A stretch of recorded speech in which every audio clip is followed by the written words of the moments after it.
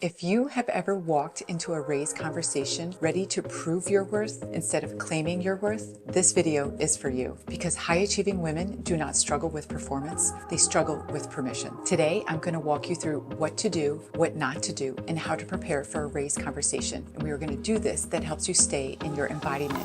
And we're definitely moving away from perfectionism, people-pleasing, and over-explaining. Hi, I'm Megan Akatsu. I am a feminine leadership coach. I help high-achieving women define success on their terms without pushing and proving. In the pre-meeting phase, you need to first request the meeting. When at all possible, please have this meeting in person, even if you have to make the request for the meeting over email. In the email, you can be very succinct. I'm requesting 30 minutes of your time to discuss my compensation. If this is a meeting in your normal one-on-one, you will know, is this something where you need to give your boss a heads up before your one-on-one that this is what you would like to discuss? Or if your one-on-ones have more of a flow, please state at the beginning of the meeting, I would like to use the bulk of our time today to discuss my compensation. The next thing to do in leading up to the meeting is to really understand your organization's timing around raises and or promotions. Some people have a very strict cyclical phase in which you need to be in the process in order to be considered at a later date. Some do it at the end of the year. Some do it on a quarterly basis. So you really need to understand and do your homework about what is possible when within your specific organization. And sometimes you almost have to get in line to start the process so that you can be eligible later in the year. And this is part of your pre-planning. The third thing to remember in the pre-planning stage is that you don't need a 100% airtight case. For instance, when applying to a brand new job,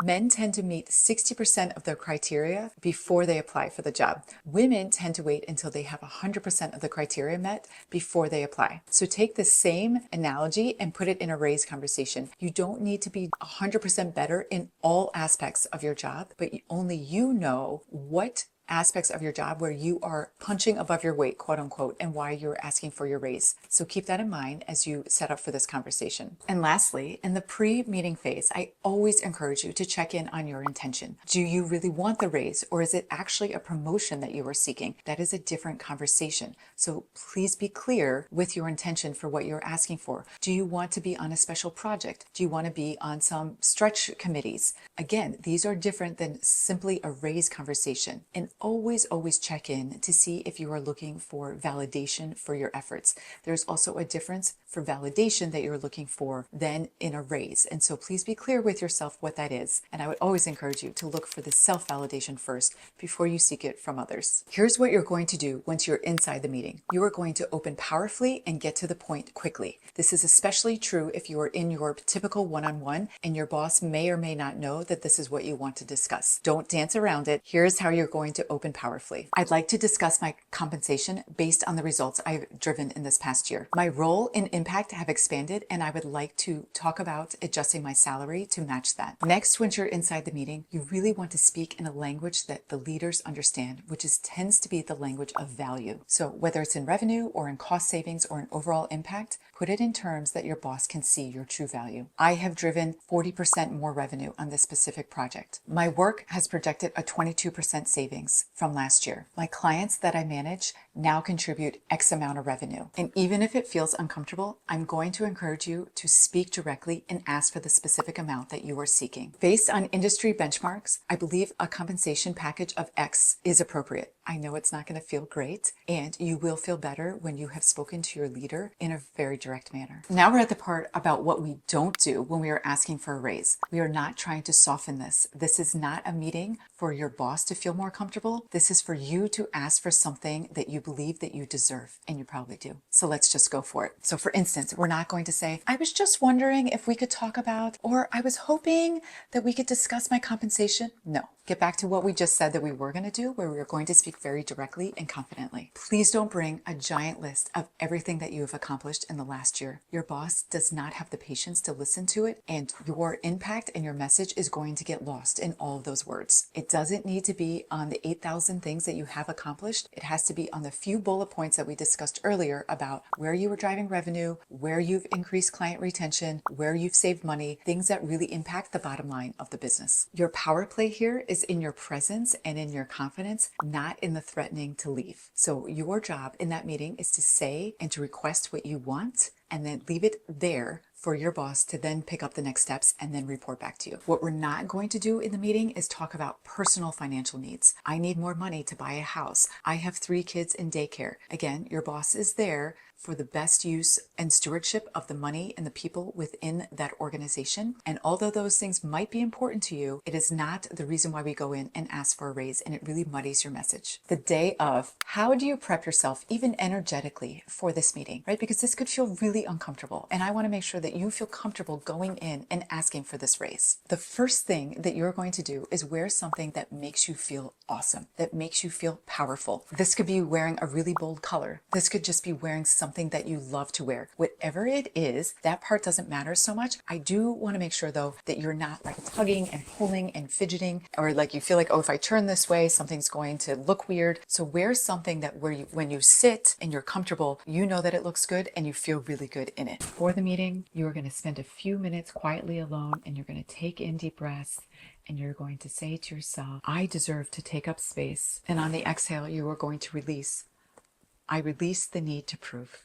I think it would be helpful to smile in a mirror before you walk into the room, or even as you are getting ready that morning. And please practice your opening line, because that opening line is going to be what makes the biggest difference, right? So once you get that initial line out of, I would like to discuss my compensation based on my impact this past year, practicing that opening line and doing it with an even, steady voice will really set the tone for the rest of the meeting. You can really visualize the version of yourself that already has this money, the version of yourself that walks in confidently and asks for the raise and gets it. You can really visualize the positive outcome that you are seeking in this meeting and allow that to come in and allow yourself to receive that as you're prepping for this conversation. And the last thing is to sit up in an upright posture, but also in a relaxed way. You are a queen, so you can keep your chin neutral, you can keep your shoulders back and down. You don't need to be stiff, but you also don't want to be slouching. And so what is the posture that makes you feel powerful as you are having this conversation? Good job.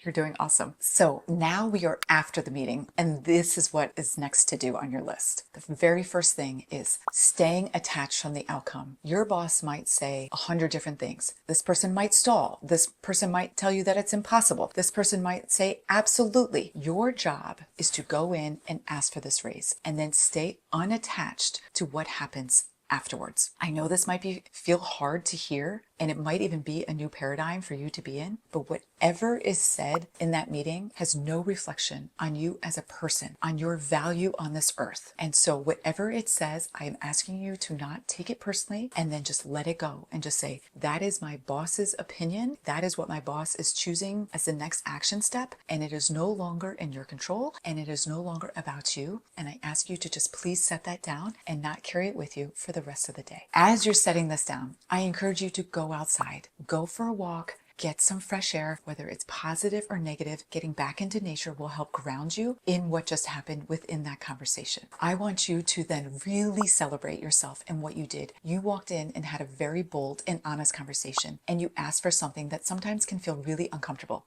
Good job. Please recognize yourself for what you did. Receive the outcome that you were seeking or not. You can still really celebrate yourself for having the courage for doing a hard thing. And lastly, please be in gratitude. You are growing and stretching and learning to have hard conversations. That alone is something to celebrate. So you can be in gratitude to yourself. You could even write yourself a note that says, good job, Megan. Way to show up for yourself today. Way to ask for what was important to you. And that is a note that you can keep with you. All right. Some other practical things to do after the meeting is follow up with an email to say, thank you so much for the conversation. We discussed that we are going to revisit this on X date, or I look forward to receiving your update by this date of your next conversations. So putting this in writing will also help put a bow on the conversation, and then knowing whose action step it is to take next. If there's anything that your boss was asking for, any sort of backup documentation, I would try to prioritize that in the next 24 to 48 hours. Also to convey how important this is to you, and so that you can get that back to that person so that they can then take that to their next step for whatever else they might need to do for an approval process. All right, you and I do not know what is going to be said by your boss in that meeting. We cannot control that. But let's just assume there's a little bit of stalling of like, I'm not sure if we can do that right now. We're not in that budget cycle. I'm going to need to check. I encourage you there to take a few deep breaths. Again, this is not about you per se. This is about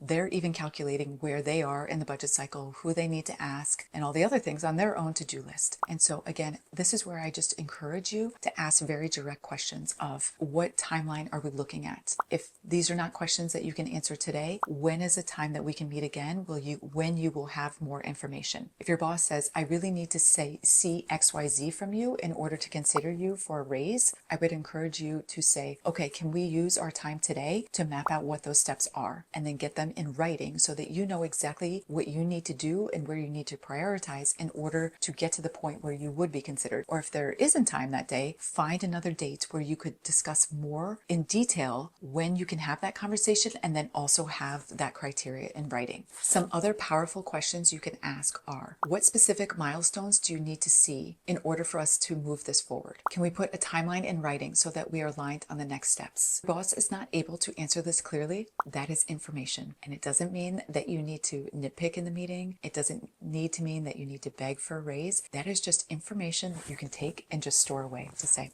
that person didn't feel like answering me directly. Good to know. Also doesn't mean that you need to make a decision that day on what to do with it. It is just helpful information for you to store for the future to find out if that is an aligned organization for you or not. So we've talked about how to prepare for this meeting, what to do in the meeting, what not to do in the meeting, then even how to prepare the day off for the meeting as far as getting yourself aligned and how to follow up after the meeting and how you get to specifics. And at the end of the day, when you don't wait to be chosen, that is the day that you start leading your own career. Good luck. Bye-bye.